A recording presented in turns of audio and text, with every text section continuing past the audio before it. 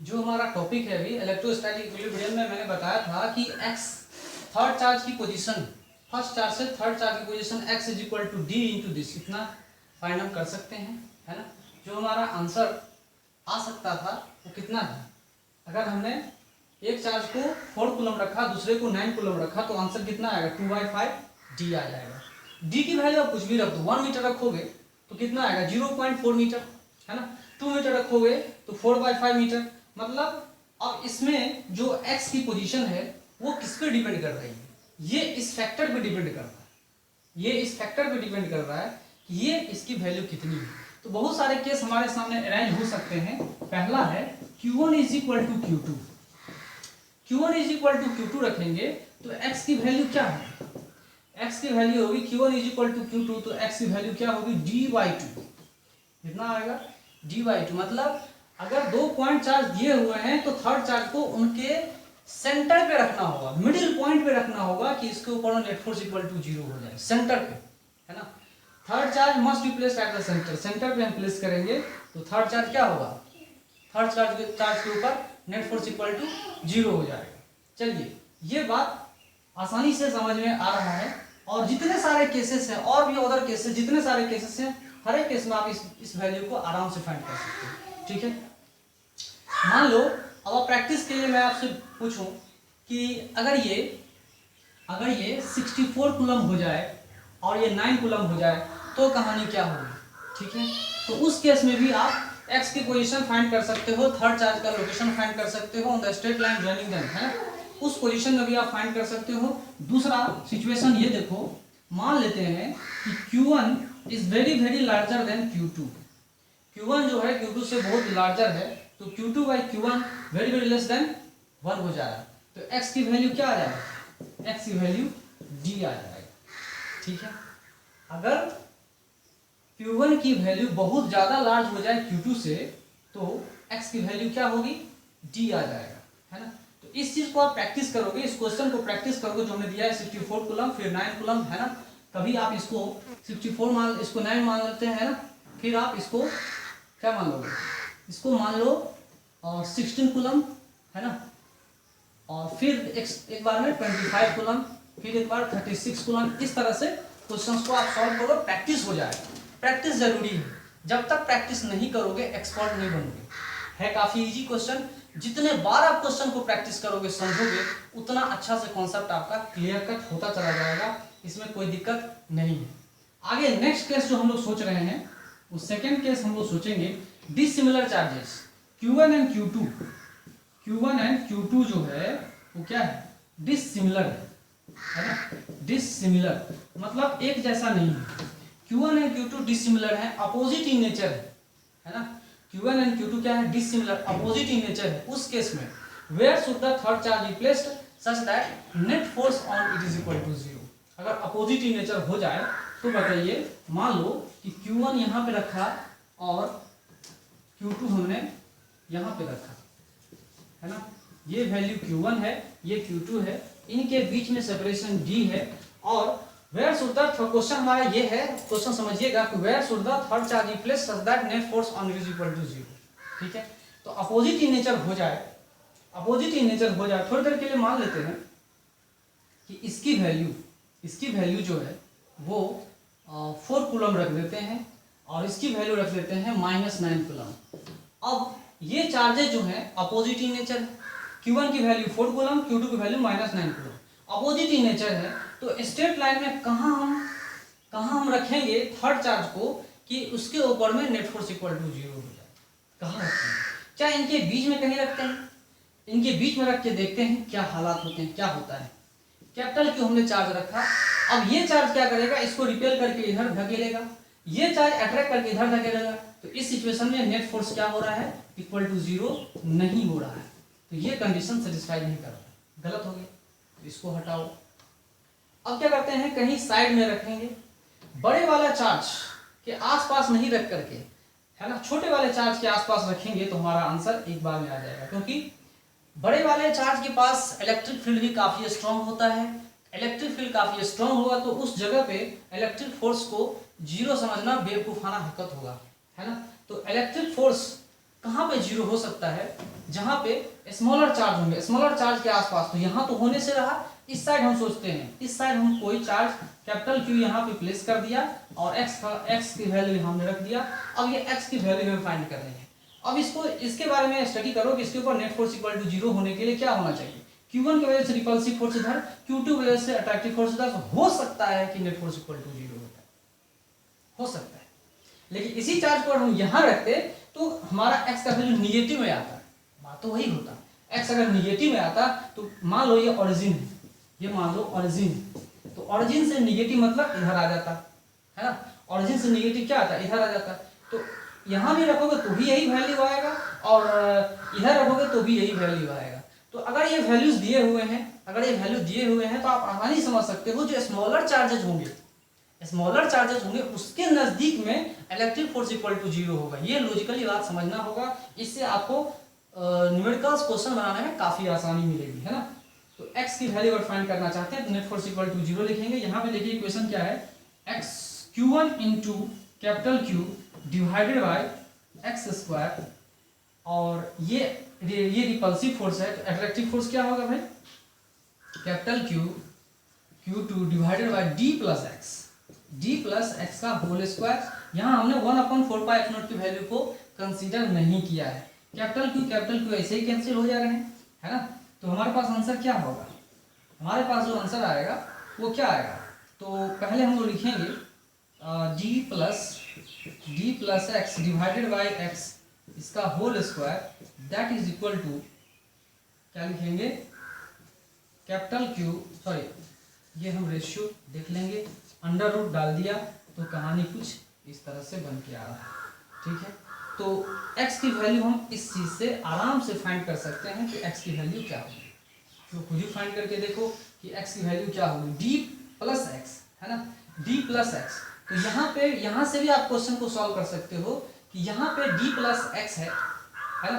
अगर ये d plus x है और यहाँ पे हमने रखा है x इंटू दिस, तो d प्लस एक्स, जहाँ पे प्लस है वहाँ आ जाएगा माइनस, जहाँ पे प्लस है वहाँ क्या आ जाएगा, माइनस आ जाएगा। तो d प्लस एक्स, है ना, तो यहाँ माइनस आ जाएगा, सॉरी यहाँ माइनस आ जाएगा और ये प्लस, है ना। तो क्या आएगा वो आप लोग लिख सकते हैं यहीं पर कि x इज इक्वल टू, उसी से आप समझ सकते हैं d बाय, है ना, Q2 माइनस d इंटू, है ना, ये लिखेंगे Q1 और इसके बाद लिखेंगे Q2 माइनस Q1, है ना। ये हम लिख सकते हैं, कोई दिक्कत नहीं है। अपोजिट इन नेचर है, चार्जेस अपोजिट इन नेचर है, ओके। तो अब इस तरह से क्वेश्चन आप सॉल्व कर सकते हो, कोई दिक्कत नहीं है। अगर आपने सिमिलर चार्जेस रखा जैसे कि डाइपोल केस में होता है तो वहां दिक्कत हो जाएगी, इन्फिनिटी पे net force equal to zero हो जाएगा। तो सिमिलर चार्जेस डाइपोल कहानी हम नहीं पढ़ना है, हमें इस तरह की कहानी पढ़नी है, ठीक है। तो देखिए क्वेश्चन कैसे आते हैं और कैसे आपको सॉल्व करना होता है।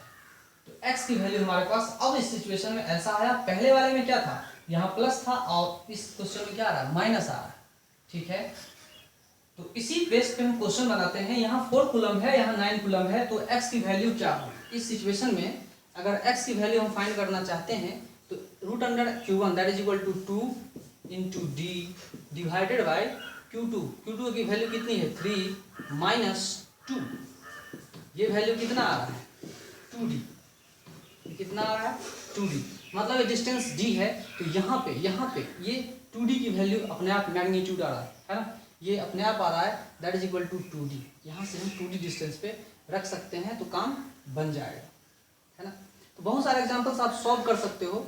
यहाँ पे हमने 64 कूलम रख दिया, 9 कूलम रख दिया, तो आप सॉल्व करो। अगर मैंने यहाँ पे 36 कूलम रख दिया और यहाँ पे हमने 81 कूलम रख दिया तो भी आप क्वेश्चन को सॉल्व कर सकते हो, कोई दिक्कत नहीं है। सबसे बड़ी बात यह है कि स्मॉलर चार्ज के आसपास ही नेट फोर्स इक्वल टू क्या होगा, जीरो आएगा, बड़े चार्ज के पास नहीं, ठीक है। तो इस तरह से आप लोग समझ गए होंगे कि बहुत सारे चार्जेस, दो चार्जेस अगर रखे हुए हैं तो थर्ड चार्ज कहाँ प्लेस रखेंगे, कहाँ प्लेस करेंगे कि नेट फोर्स इक्वल टू 0 हो जाए। तो प्रैक्टिस करो, खुद प्रैक्टिस करो, समझो। जो नए नए स्टूडेंट्स हैं जो 12th क्लास में आए हैं उनके लिए प्रैक्टिस काफ़ी ज़रूरी है, लेकिन जो काफ़ी प्रैक्टिस कर चुके हैं वो ट्रिक का इस्तेमाल करेंगे और तुरंत आंसर पाएंगे, है ना। इसमें स्पेशल केसेस हम लोग हैंडल करेंगे, देखेंगे Q1 is not equal to Q2। इसमें ये केस हैंडल करना है, Q1 Q2 के बराबर नहीं है, नहीं सोचना है इसमें। लेकिन दूसरा केस अगर हम सोचें कि Q2 is very very larger than Q1, अगर ये हम सोचें तो ये Q1 जो है उड़ जा रहा है, तो आंसर हमारा क्या आएगा, आंसर जो है x इज इक्वल टू क्या आएगा, root under Q1 by Q2 into D. ये हमारा आंसर आ जा रहा है, ठीक है। ये हम आंसर लिख सकते हैं when Q2 is very very larger than Q1, ठीक है। तो हमारा आंसर x इज इक्वल टू इतना आ जाएगा, ओके।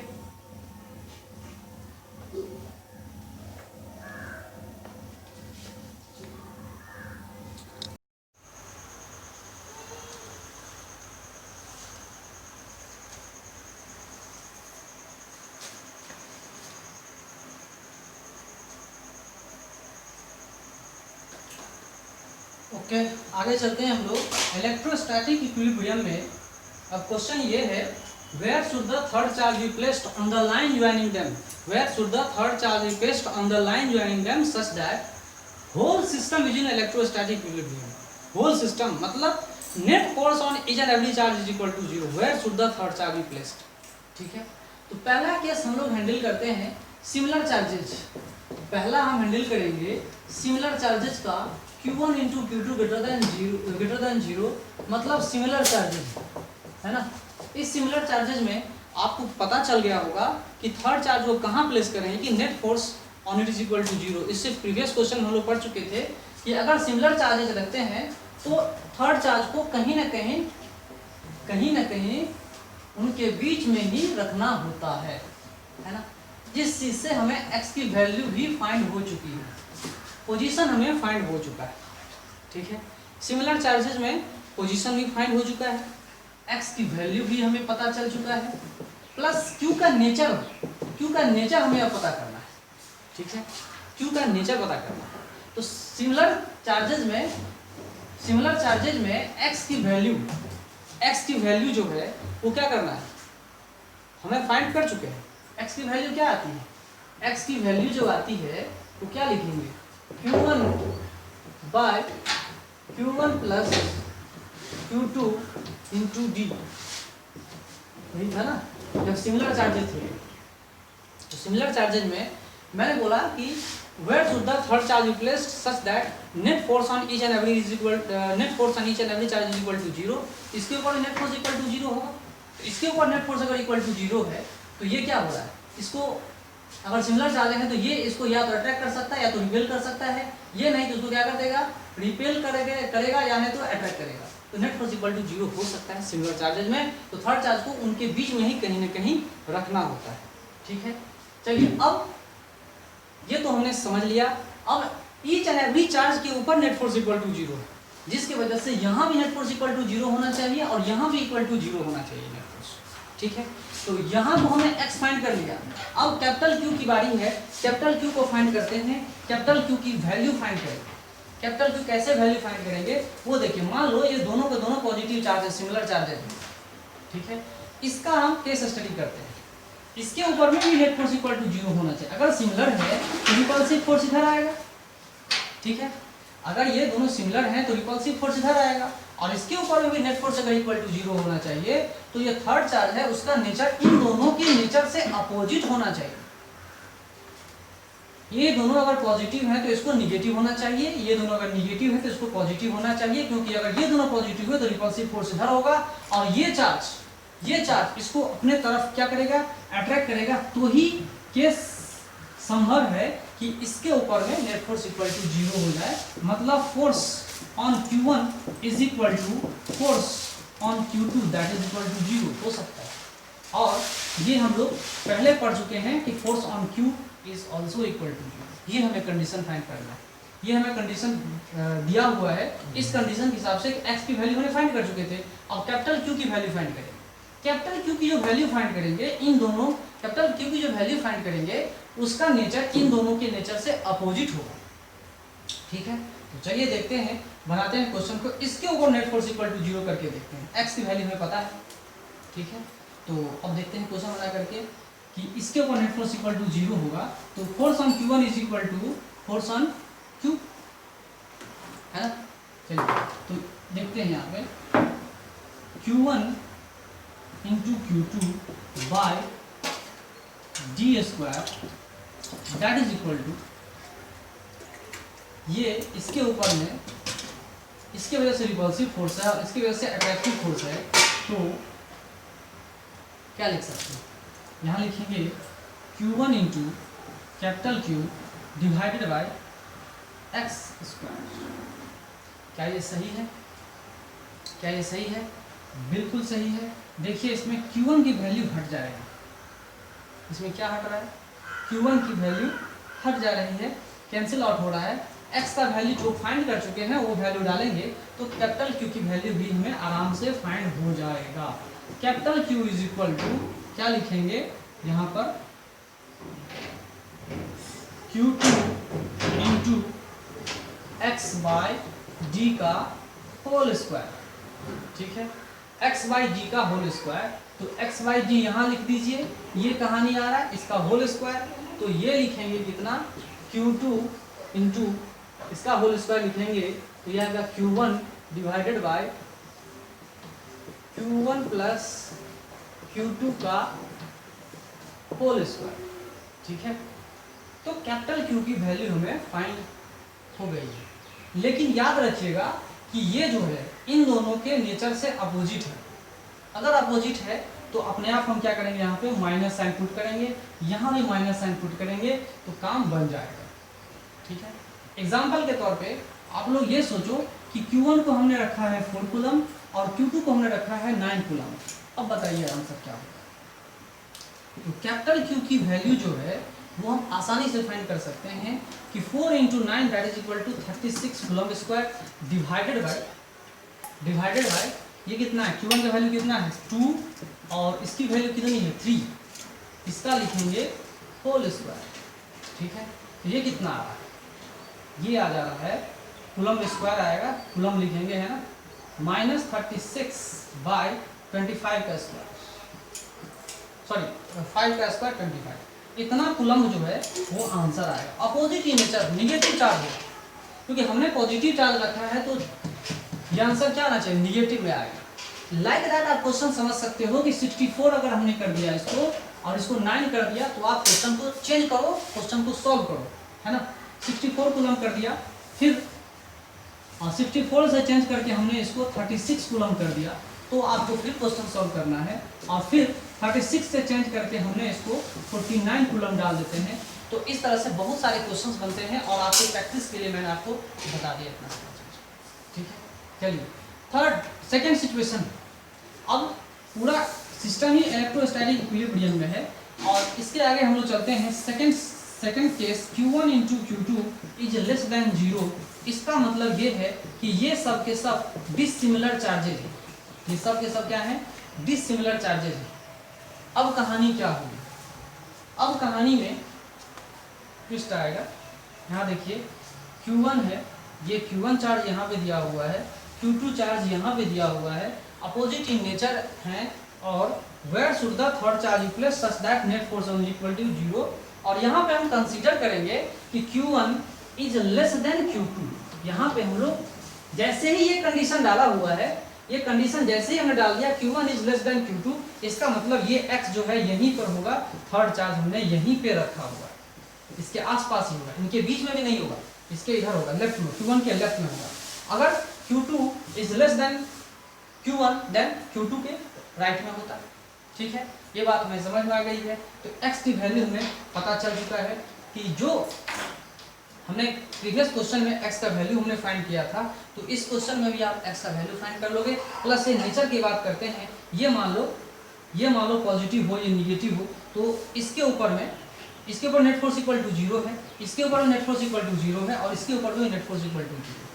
तो इलेक्ट्रोस्टैटिक इक्विलिब्रियम में इसके बारे में सोचते हैं कि अगर ये दोनों अपोजिट है तो अट्रैक्टिव फोर्स इन दोनों चार्ज की वजह से इधर होगा और क्या, इसके वजह से क्या होगा, अट्रैक्टिव फोर्स इधर हो जाएगा, ठीक है, अट्रैक्टिव फोर्स क्या होगा, इधर आ जाएगा, तो इधर आ जा रहा है, काफ़ी आसान। देखिए इधर आएगा तो नेट फोर्स इक्वल टू क्या होना चाहिए, 0, और इन दोनों के बीच में हमने d डिस्टेंस रखा है, कितना डिस्टेंस रखा है, d।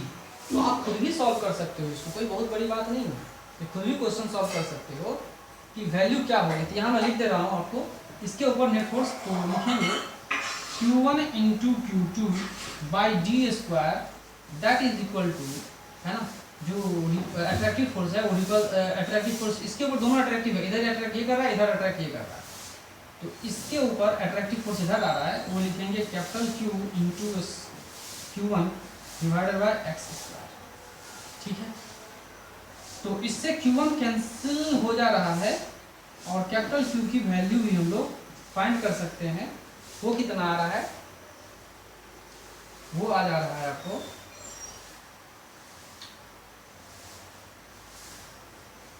x बाई डी का whole square, x by D का whole square into Q2, Q2 है ना, ये क्या है, माइनस साइन में हम लोग लिख देंगे, ठीक है। माइनस साइन में क्यों लिखा हमने, क्योंकि ये पॉजिटिव क्वांटिटी है Q2 देखो ध्यान से देखेंगे कि क्या यहाँ माइनस साइन आएगा, देखिए क्या यहाँ माइनस साइन आएगा, यहाँ माइनस साइन नहीं आएगा, यहाँ प्लस साइन आएगा। क्यों आएगा, क्योंकि एक सिंपल सी बात समझो कि अगर ये दोनों चार्ज सिमिलर हो गए, ये भी चार्ज सिमिलर हो गया, ये भी चार्ज सिमिलर हो गया, तो थर्ड चार्ज, ये जो थर्ड चार्ज है, मान लो ये थर्ड चार्ज क्या होंगे, इन दोनों के डिसिमिलर होंगे, तो इन दोनों को तो सिमिलर होना ही पड़ेगा, इसीलिए साइन यहाँ पर माइनस नहीं आएगा, इतना ही साइन रहेगा।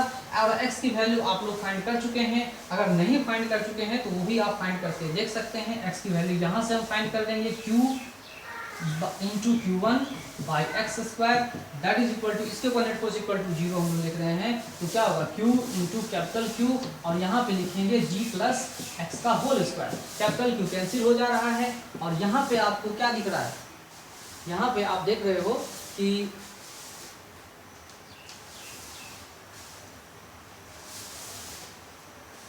x by D plus x का whole square, x by D plus x का होल स्क्वायर कितना आ रहा है, Q1 बाई Q2 का रूट अंडर हम लोग निकाल दें, है ना।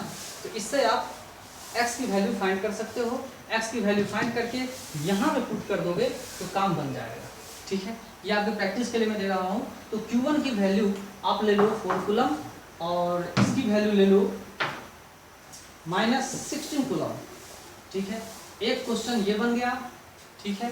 दूसरा क्वेश्चन ले लो, ये 25 कूलम, और ये बन गया -16 कूलम।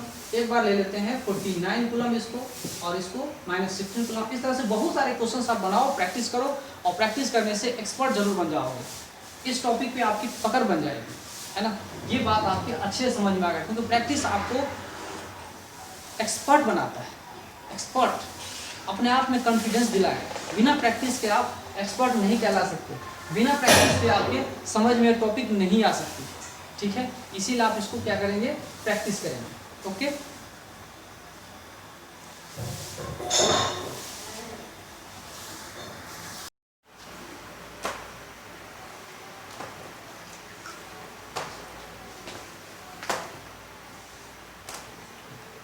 ओके, इलेक्ट्रोस्टैटिक इक्विलिब्रियम से IIT 1992 का क्वेश्चन है, क्वेश्चन सॉल्व करना है। It is a regular hexagon, है ना।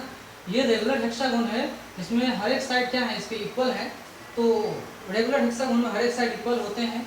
तो अगर हमने 4-5 वर्टिसेस के ऊपर इक्वल चार्जेज रखे हुए हैं, पांचों वर्टिसेस के ऊपर हमने इक्वल चार्जेज रखे हैं, और सेंटर पे हमने -q चार्ज रखा है, then what is the force on -q charge, centre पे कितना फोर्स एक्सपीरियंस हो रहा है ना। और रेगुलर हेक्सागोन है, इसका साइड लेंथ जो है वो क्या है, L है ना। वो क्या है, साइड का लेंथ L मीटर। तो ये रेगुलर हेक्सागोन है, अपोजिट को हम लोग इस तरह से ज्वाइन कर सकते हैं, स्ट्रेट लाइन में ज्वाइन कर देंगे, है ना। तो अब बताइए कि क्या कहानी होगी। Net force on -q charge is equal to what, क्या होगा -q चार्ज पे नेट फोर्स कितना होगा। ठीक है, तो क्वेश्चन काफ़ी आसान है। देखो कि अगर हमने 5 वर्टिसेस के ऊपर चार्ज रखे हुए हैं तो ये दोनों, अगर ये लेंथ L है, अगर ये लेंथ L है तो यहाँ देखिए ये अट्रैक्टिव फोर्स से इधर खींचेगा, ये भी अट्रैक्टिव फोर्स से इधर खींचेगा, मतलब इन दोनों की वजह से नेट फोर्स इक्वल टू 0 आ रहा है। इन दोनों के वजह से भी नेट फोर्स क्या होगा, 0 आ रहा है। ये भी इधर खींचेगा, ये भी इधर खींचेगा, नेट फोर्स इक्वल टू 0, क्योंकि डिस्टेंसेस भी इक्वल टू सेम है ना, डिस्टेंसेस क्या है, सेम है। अब बचा ये चार्ज क्या करेगा, इसको अट्रैक्ट करेगा अपने तरफ, खुद की तरफ अट्रैक्ट करेगा, तो नेट फोर्स हम निकाल सकते हैं। यहाँ देखिए फिर से समझिए, फिर से क्वेश्चन को समझिए, ये माइनस था, इसको अट्रैक्ट करेगा, ये इधर अट्रैक्ट करेगा, net force equal to distance same है, ये इधर अट्रैक्ट करेगा, ये इधर अट्रैक्ट करेगा, नेट फोर्स इक्वल टू 0। अब ये क्या करेगा, ये इसको अपनी तरफ अट्रैक्ट करेगा, डिस्टेंस L दिया हुआ है, तो फोर्स ऑन -q हम लिख सकते हैं कितना आएगा, दैट इज इक्वल टू आ रहा है 1/4 पाई एप्सिलॉन, है ना, ये आ रहा है q square divided bye L square, है ना, ये माइनस साइन में आएगा, ये अट्रैक्टिव फोर्स है। ठीक है, Q/L ये अट्रैक्टिव फोर्स आ रहा है, ये अट्रैक्टिव फोर्स है। ठीक है, तो इस तरह से बहुत सारे क्वेश्चंस बन के तैयार हो जाएंगे, बहुत सारे क्वेश्चंस बन के तैयार होंगे, है ना। मैं आपको क्वेश्चन थोड़ा सा मॉडिफाई करता रहा उस क्वेश्चन को। मान लो ये माइनस साइन हो, है ना, ये माइनस साइन हो, ये प्लस हो, ये माइनस हो, ये प्लस हो, है ना, और ये भी माइनस हो, तो आप उसके से बताओ what is the force on this, इसके ऊपर नेट फोर्स कितना होगा, है ना, यह बताओ। तो इस चीज़ को भी आप लोग कैलकुलेट कर सकते हो, लेकिन कुछ क्वेश्चन में ज़्यादा दम नहीं है। ठीक है, चलो इस क्वेश्चन को नहीं बनाते हैं, आगे चलते हैं। मैं आपको 3 चार्ज दे रहा हूँ, 3 चार्जेस मैं दे रहा हूँ, तो 2 कूलम, 4 कूलम एंड 8 कूलम। ठीक है, स्ट्रेट लाइन में इन चार्जों को हम कैसे प्लेस करेंगे कि नेट जो सिस्टम है, पूरा का पूरा सिस्टम इक्विलिब्रियम में रहे या स्टेबल सिचुएशन में, क्या करेंगे। इसके लिए फॉर स्टेबिलिटी के लिए क्या कॉन्फ़िगरेशन है, पहला चार्ज, दूसरा चार्ज, तीसरा चार्ज, है ना। तो स्टेबिलिटी के लिए हम इसका चार्ज डिस्ट्रीब्यूशन कैसे करेंगे। तो मान लो सबसे बड़ा चार्ज हमने यहाँ रखा है 8 कूलम। ठीक है, सबसे बड़ा चार्ज हमने रखा 8 कूलम। अब क्या करेंगे, 4 कूलम यहाँ रखेंगे, यहाँ रखेंगे, क्या होगा, 4 कूलम को कहाँ रखेंगे कि बॉडी स्टेबिलिटी रहे, ज़्यादा से ज़्यादा स्टेबल रहे। ज़्यादा से ज़्यादा स्टेबल होने के लिए मिनिमम रिपल्सन होना चाहिए, क्योंकि सब के सब चार्जेस क्या है, सिमिलर हैं, सारे के सारे चार्ज क्या है, सिमिलर हैं। सिमिलर चार्जेस में रिपल्सन का केस होगा, है ना। रिपल्सन केस, मिनिमम रिपल्सन के लिए बड़े बड़े चार्जों को सबसे दूर कर दो, तो मिनिमम रिपल्सन हो जाएगा। 8 कूलम अगर यहाँ पर है तो 4 कूलम यहाँ प्लेस करेंगे, 2 कूलम यहाँ प्लेस कर देंगे, कोई दिक्कत नहीं है। ठीक है, तो ये आता है स्टेबल कॉन्फ़िगरेशन, ये आएगा स्टेबल सिचुएशन, हम लोग लिख सकते हैं, सोच सकते हैं, कोई दिक्कत नहीं है। लेकिन एक चार्ज अगर मैंने -8 कूलम रख दिया, अब कहानी क्या होगी, अब क्या करें। अगर मैंने एक नेगेटिव चार्ज रख दिया तो अब अट्रैक्टिव फोर्स के वजह से क्या होगा, ज़्यादा स्टेबिलिटी गेन करेगा। तो यहाँ पे -8 कूलम, तो यहाँ पे 4 कूलम रख देंगे स्टेबिलिटी गेन करने के लिए, यहाँ पे 2 कूलम रख देंगे। ठीक है, तो यहाँ पे देखिए कि इसको अट्रैक्ट कर रहा है, प्लस ये इसको क्या कर रहा है, रिपेल कर रहा है। ठीक है, तो रिपेल कर रहा है, देख रहे हैं, इसको इधर रिपेल कर रहा है। ओके, ठीक है, और यहाँ पर स्टेबिलिटी गेन करने के इन दोनों को नजदीक बनाने के अट्रैक्टिव फोर्स ज़्यादा अट्रैक्टिव होगा, तो स्टेबिलिटी गेन किया हुआ रहेगा, है ना। तो इस तरह से आप लोग समझ सकते हैं। और स्टेबिलिटी से, है ना, स्टेबिलिटी के बारे में मैं आपको बता दिया है, और भी बहुत सारे क्वेश्चन हम लोग डिस्कस करेंगे।